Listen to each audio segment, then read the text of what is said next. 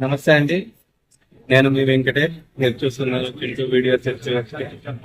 మనం ప్రతి వారం మాట్లాడుకునే మాటలే ఆధ్యాత్మిక మరియు మన హిందూ సంప్రదాయాలు మరియు మన హిందూ తత్వం గురించి, మన దేవుళ్ళ గురించి, మన దేవస్థానాల గురించి, వాటి ప్రాముఖ్యత గురించి ప్రతి వారము మనం మాట్లాడుకునే మాటలే, ప్రతి వారము మనం వినే మాటలే. కానీ ప్రతి వారము మీకోసం ప్రత్యేకంగా తీసుకొని వస్తున్నాను మీ వీడియోస్లో. ఎందుకంటే కనుక హిందుత్వం అనేది చిన్నగా క్లుప్తంగా చెప్పడానికి కానటువంటి పెద్ద సముద్రం. ఆ సముద్రం కొలవడానికి కాదు, చూడడానికి కాదు. అంత పెద్ద సముద్రాన్ని నేను చిన్నగా మీకోసమని ఈ చింటూ వీడియోస్ లో చూపించే ప్రయత్నం అయితే చేస్తున్నాను.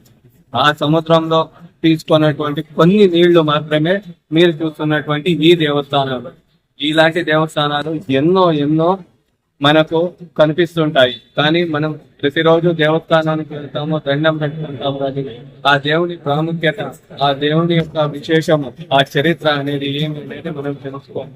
ఆ చరిత్రను తెలుసుకోవడం నుంచి ఎన్నో ప్రయోజనాలు, మన జీవితం మన చేతుల్లో ఏ విధంగా చక్కదిద్దుకోవాలనే ఒక విషయాన్ని అయితే మన దేవస్థానాలు మనకు బోధిస్తాయి. అలాంటి దేవస్థానంలో ఒక దేవస్థానం మనకు సాయిబాబా దేవస్థానం. సాయిబాబా దేవుడు మనకి అనేక విధాలుగా తెలుసు.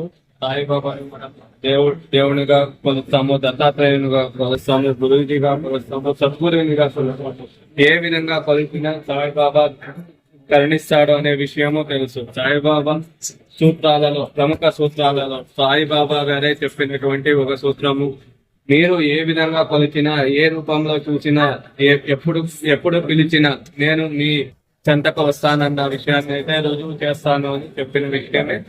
ఇప్పటికీ అనేక మంది భక్తాదులలో అనేక మంది విశ్వసిస్తూ నిదర్శనంగా అనుభవించిన ఒక ఘట్టాలైతే గన 1-2 అని మనం చెప్పలేము అనమాట. అనేక సందర్భాలు ఉన్నాయి. అందుకే ఏ దేవస్థానంలో కానీ ఏ దేవునికి కూడా లేనటువంటి భక్తాదులు సాయిబాబా దేవస్థానానికి రావడం జరుగుతుంది. ఈ వారం మనం వచ్చాము బెంగళూరులోని శేషాద్రిపురంలోని శ్రీ సాయిబాబా దేవస్థానం. ఈ దేవస్థానానికి అనేక ప్రత్యేకతలు ఉన్నాయి. అంతేకాకుండా ఇక్కడ మనకు ఆధ్యాత్మికంగా ధ్యాన సముద్రంలో మునిగిపోవడానికి తగు సౌకర్యాలు కూడా ఈ దేవస్థానం సభ్యులు కల్పించడం మరొక విశేషం. ఇక్కడ మన సాయిబాబాను దర్శించడమే కాకుండా కొన్ని సాయిబాబా గురించి ముఖ్య విషయాలు కూడా తెలుసుకుందాం. ఇక్కడ ఉన్నటువంటి సాయిబాబా మనకు ఇతర దేవస్థానాలలో ఎక్కడా కనబడని విధంగా భిన్నంగా ఉంటారు. మనకు ఇతర దేవస్థానాల్లో సాయిబాబా ప్రత్యేకమైన ఆసనంపై ఆసీనులై ఉంటారు. కానీ ఇక్కడ సాయిబాబా అశ్వత్థ వృక్షం కింద ఉంటారు. అంతేకాకుండా ఈ అశ్వత్థ వృక్షాన్ని ఇక్కడ సాయిబాబా ప్రతిరూపంగా కూడా కొలుస్తారు. అంతేకాకుండా ఇక్కడ సాయిబాబా అతి చిన్న విగ్రహము మరియు చూడడానికి ఎంతో మనోహరంగాను ఉన్నటువంటి సాయిబాబా విగ్రహాన్ని మనం చూడవచ్చు. సాయిబాబా గారే స్వయంగా చెప్పిన ఏకాదశ సూత్రాలు మనం గమనించవచ్చు.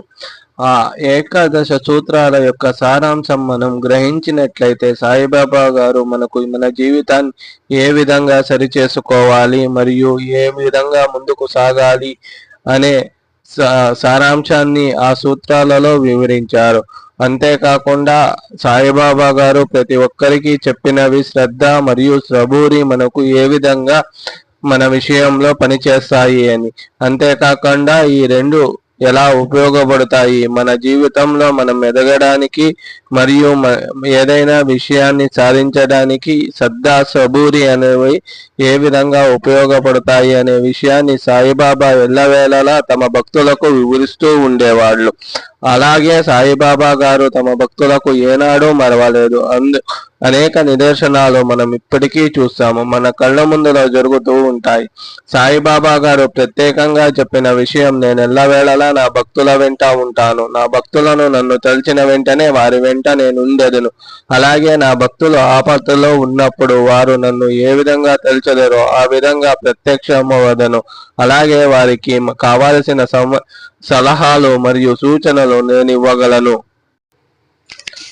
నేను సమాధి యందుండే నా శరీరం ద్వారా నా భక్తులతో మాట్లాడదను. అంతేకాకుండా నా భక్తులకు ఏ విధమైన కష్టాలు రాకుండా నేను ఎల్లవేళలా కాపాడదను. నా భక్తుల ఇంటిలో లేమి అనే పదం వినబడకుండా చేస్తాను. అంతేకాకుండా షిరిడి దర్శనం చేసిన వారికి జీవితంలో కష్టాలను దూరం చేసి అనుకున్న పనులను నెరవేరే విధంగా నేను చేస్తాను అని సాయిబాబా గారు ఈ ఏకాదశ సూత్రాలలో వివరించారు. అలాగే ఇక్కడ దేవాలయం కమిటీ వారు మనకు ఈ సాయిబాబా గారి ఏకాదశ సూత్రాలను ప్రచురించడమే కాకుండా ఇక్కడ వచ్చిన భక్తాదులకు వాటి ప్రాముఖ్యతను కూడా తెలియజేయడం జరుగుతుంది. ప్రతి గురువారము ఇక్కడ ప్రత్యేకమైన సమావేశం ఏర్పాటు చేసి భక్తాదుల కోసం ఈ ఏకాదశ సూత్రాలను వివరించడమే కాకుండా సాయి సచ్చరిత్రను పారాయణం కూడా గావించడం జరుగుతుంది. అంతేకాకుండా ఇక్కడ మనకు ఏకాదశ సూత్రాలను వివరించడంతో పాటు ఈ దేవస్థానంలో అశ్వత్థ వృక్షము మరియు వేప వృక్షాలను కూడా మనం చూడవచ్చు. ఈ రెండు కలయిక ఉన్నటువంటి దేవస్థానము మనకు అతి అరుదుగా కనబడే ఒక దేవస్థానం. ఇలాంటి దేవస్థానంలో సాయిబాబా ఉండడం కూడా ఒక ప్రాముఖ్యత. అందుకే ఈ దేవస్థానానికి పెద్ద ఎత్తున భక్తాదులు తరలి వస్తారు.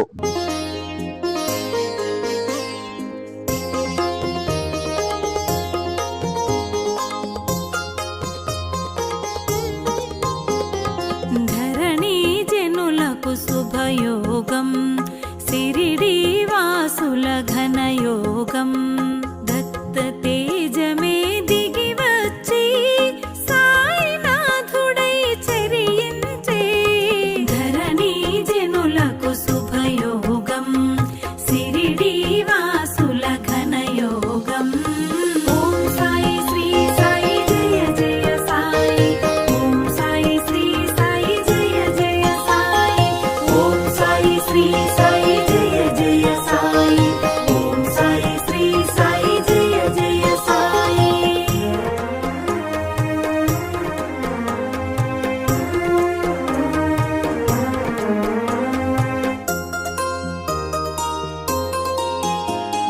సర్వదేవతలు ఒక్కటిగా సాయిగా తెలిసెను ముచ్చటగా సాయని పిలిచిన వెనువెంట పోయని పలికెను గనినంత. మనకు ఇక్కడ అశ్వత్థ వృక్షము మరియు వేప వృక్షాలను కలయికగలిగిన ఒక దేవస్థానం అయితే మనం చూడవచ్చు. అంతేకాకుండా ఇక్కడ సాయిబాబా వారికి ఉపాలయాలుగా గణపతి స్వామి మరియు దత్తాత్రేయ స్వామి వారి ఆలయాలు కూడా మనకు దర్శనమిస్తాయి. అంతేకాకుండా ప్రతి సాయిబాబా దేవస్థానంలో మనం ఉన్నట్టు ఒక ప్రత్యేకమైన స్థానాన్ని అయితే చూడవచ్చు. ఆ స్థానంలో ఈరోజు మనం గణపతి దేవస్థానాన్ని అయితే మనం ఇక్కడ దర్శనం చేయవచ్చు. అన్ని దేవాలయాల్లో ఉన్న మాదిరిగానే ఈ దేవాలయంలో కూడాను మనకు నాగుల ప్రతిష్టాపన మరియు నాగుల విగ్రహాలు మనం ఈ దేవస్థానంలో చూడవచ్చు. ప్రతి సాయిబాబా దేవస్థానంలో ఉన్నటువంటి విధంగానే ఇక్కడ కూడా మనకు ధూని కనబడుతుంది. ఈ ధూనిలో ప్రతిరోజు మంట మండుతూనే ఉంటుంది. ఇది మనకు సాయిబాబాకు ప్రతిరూపంగా కూడా చెబుతారు. సాయిబాబా గారు నివసించేటప్పుడు షిరిడి గ్రామంలో ద్వారకామయిలో ప్రతిరోజు ఈ ధూనిని వెలిగించేవారని, అలా వెలిగించి ధూనిలో నుండి విభూతి తీసి భక్తులకు ప్రసాద రూపంలో ఇచ్చి వారి కష్టాలను తొలగించేవారని, అనేక మందికి వైద్యంగా కూడా ఈ ధూనిని ఇచ్చేవారని కూడా చెబుతారు. అంతేకాకుండా ఈ విభూతిని ప్రత్యేకంగా సాయిబాబా దేవస్థానాలలో చూడడం కూడా మనం చూడవచ్చు. ఈ విభూతిని సాయిబాబా భక్తులు ఎంతో భక్తితో తీసుకువెళ్తారు. ఈ విభూతి గురించి కొన్ని ప్రత్యేక కథలు కూడా సాయిబాబా సచ్చరిత్రలో మనం చూడవచ్చు. సాయిబాబా ఒక భక్తుని కోసం ఈ విభూతిని వేరొక భక్తుని చేతితో ఇవ్వడం, విచిత్రంగా ఆ భక్తుడు చేరుకోవాల్సిన గమ్యానికి కొంతమంది సహాయపడడం, ఆ సమయానికి ఆ విభూతిని ఆ భక్తుని ఇంటిలో బాధపడుతున్న అతని కూతురుకు ఇవ్వడం, ఈ కథ అంతా మనం సాయిబాబా సచ్చరిత్రలో చూడవచ్చు. కాబట్టి సాయిబాబా గుడిలో విభూతికి ప్రత్యేకమైన స్థానం ఉందని చెప్పవచ్చు. అలాగే మనం ఇంతకు ముందు చెప్పుకున్న విధంగా ఇక్కడ సాయిబాబా సచ్చరిత్రలో జరిగినటువంటి కొన్ని సంఘటనలు మనం సాయిబాబా భక్తులు ఇప్పటికీను ఆ కథలను వారి జీవితానికి అనుసరించి అనేక మంది మనకు వారి జీవితాలను మార్చుకోవడం అయితే జరుగుతుంది. మనం ఇంతకు ముందు చెప్పుకున్న విధంగా ఈ దేవస్థానంలో ఉన్న ఆ ప్రత్యేక స్థలం ఏది, మరియు ఆ ప్రదేశానికి కొంతమందికి మాత్రమే ప్రవేశం ఉంటుంది. అలాంటి ప్రదేశాన్ని మనం ఇప్పుడు చూద్దాము. ఆ ప్రదేశం యొక్క గొప్పతనం కూడా మనం తెలుసుకుందాం. ఈ దేవాలయంలో మనకు ధ్యానానికి సంబంధించిన ధ్యానాలయం కూడా ఇక్కడ ప్రత్యేకంగా నిర్మించబడి ఉంది. ఈ ధ్యానాలయం నమూనా పూర్వం షిరిడీలో సాయిబాబా నివసించు ద్వారకామయిను పోలి ఉండడమే కాకుండా ఎంతో ప్రశాంత వాతావరణం కూడా కలిగి ఉంటుంది.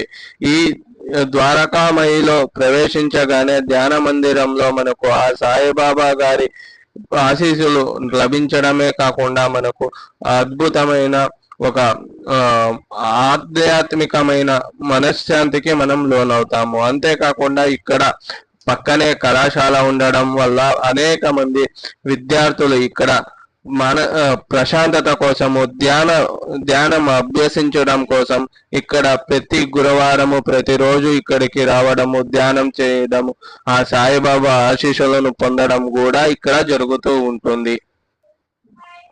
మరి చూశారు కదా ఈ వారం శేషాద్రిపురంలోని శ్రీ సాయిబాబా దేవస్థానం. మరి వచ్చే వారం మరొక దేవస్థానంలో కలుసుకుందాం. అంతవరకు సెలవు. నేను మీ వెంకటేష్, మీరు చూస్తున్నారు చింటూ వీడియోస్.